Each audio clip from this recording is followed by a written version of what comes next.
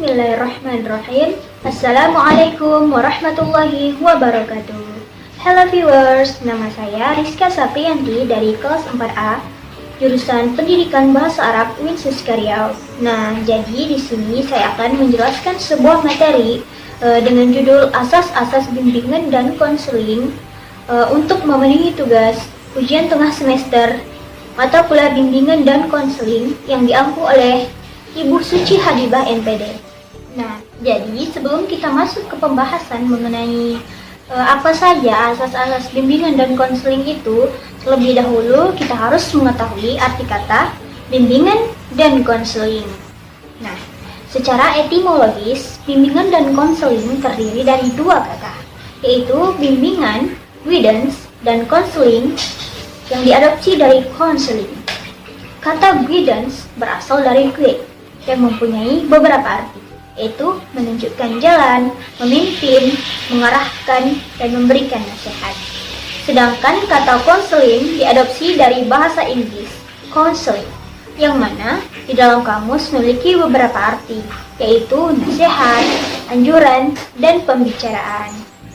Jadi, langsung saya ambil kesimpulan bahwa bimbingan dan konseling yaitu proses pemberian bantuan kepada individu secara berkelanjutan dan sistematik yang dilakukan oleh seorang ahli yang telah mendapat latihan khusus untuk itu, dengan tujuan agar individu dapat memahami dirinya dan lingkungannya untuk mengembangkan potensi dirinya secara optimal bagi kesejahteraan dirinya dan kesejahteraan masyarakat.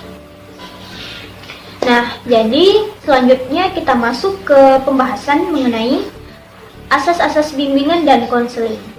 Asas-asas bimbingan dan konseling menurut Slameto pada tahun 1986 yang dikutip dalam buku Bimbingan dan Konseling di Madrasah karya Thohirin dapat dibagi menjadi dua bagian viewers. Yang pertama, asas-asas bimbingan dan konseling yang berhubungan dengan siswa. Dan yang kedua, asas-asas bimbingan dan konseling yang berhubungan dengan praktik atau pekerjaan bimbingan. Yang pertama, asas-asas bimbingan dan konseling yang berhubungan dengan siswa. Tiap-tiap siswa mempunyai kebutuhan. Jadi, tentunya tiap-tiap siswa sebagai individu mempunyai kebutuhan yang berbeda ya, baik jasmani maupun rohaninya. Jadi apabila kebutuhannya tidak tercapai, bisa jadi menimbulkan kecemasan maupun kekecewaan, sehingga pada akhirnya bisa terjadi nih perilaku menyimpang.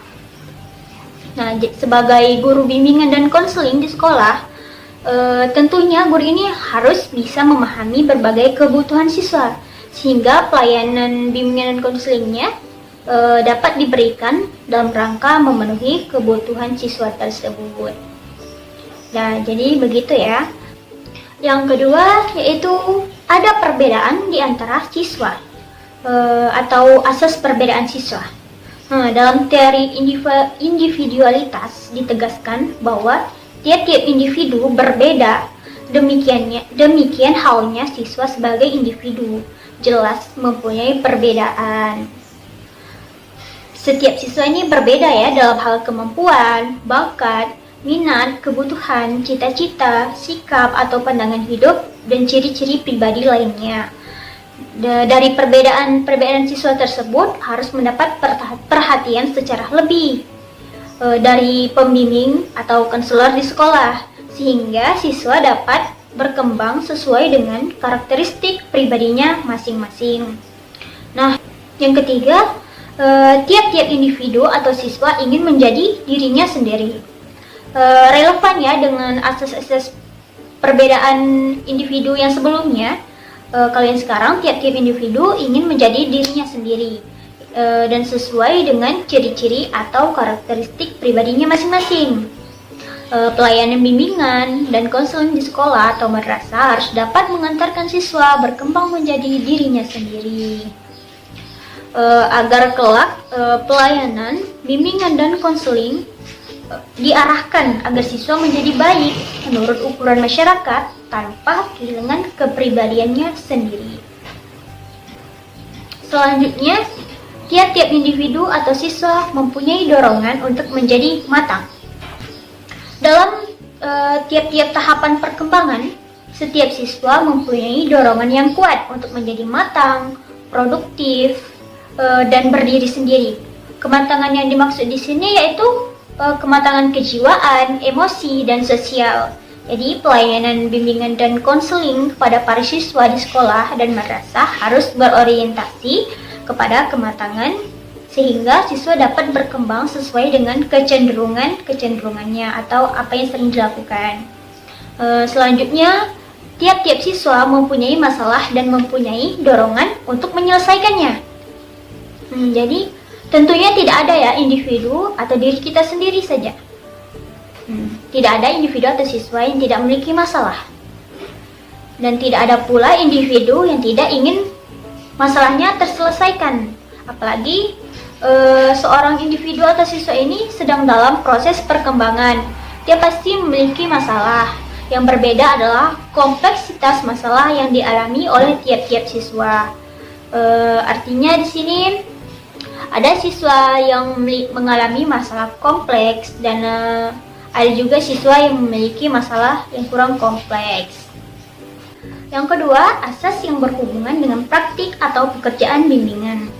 Yang pertama, asas kerahasiaan. Asas kerahasiaan yaitu asas bimbingan dan konseling yang menuntut dirahasiakannya segenap data dan keterangan tentang peserta didik atau konseling yang menjadi sasaran layanan. Misalnya, contoh ada seorang siswa atau peserta didik nih, dia mengalami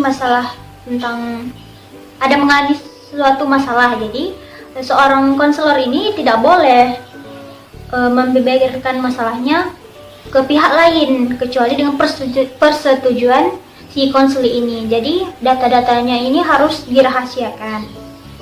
Yang kedua, asas kesukarelaan.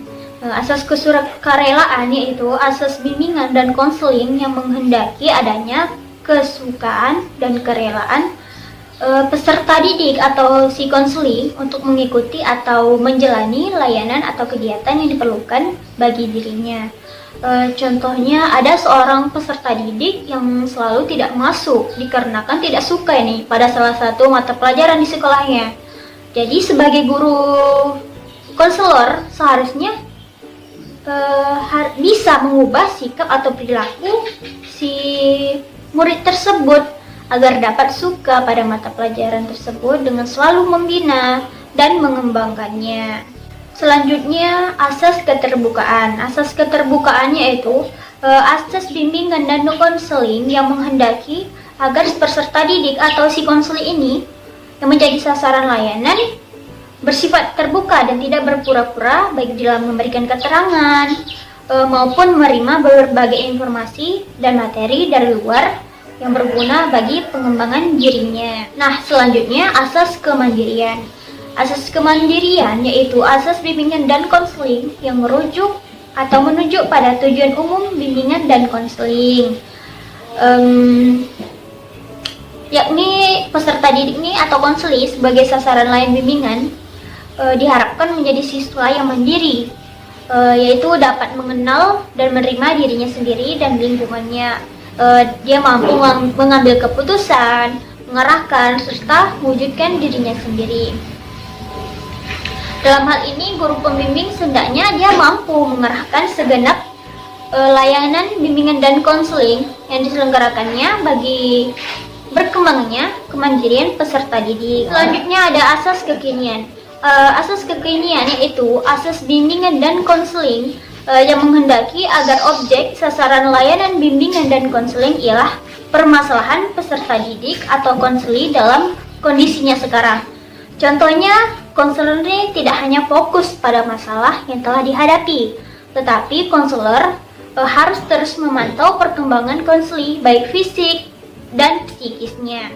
Selanjutnya ada asas keterpaduan.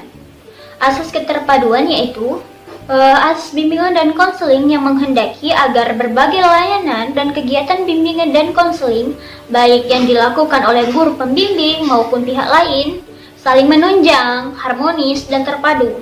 Untuk ini, kerjasama antara guru pembimbing dan pihak-pihak berperan dalam penyelenggaraan layanan bimbingan dan konseling perlu terus dikembangkan. Selanjutnya ada asas keahlian. Asas keahlian ini yaitu asas bimbingan dan konseling yang menghendaki agar layanan bimbingan dan konseling diselenggarakan atas dasar kaidah-kaidah profesional. Dalam hal ini, para pelaksana bimbingan dan konseling hendaklah tenaga yang benar-benar ahli dalam bimbingan dan konseling. Selanjutnya, yang terakhir ada asas Tadwuri Handayani, yaitu asas bimbingan dan konseling yang menghendaki agar pelayanan bimbingan dan konseling secara keseluruhan menciptakan suasana mengayomi, mengembangkan keteladanan, dan memberikan rangsangan dan dorongan serta kesempatan yang seluas-luasnya kepada konseli atau peserta didik untuk maju. Contohnya, seorang konselor harus menjadi guru teladan dan menyenangkan agar peserta didik atau konselor ini tidak takut menceritakan masalahnya kepada kita dan mampu mengayomi peserta didik tersebut.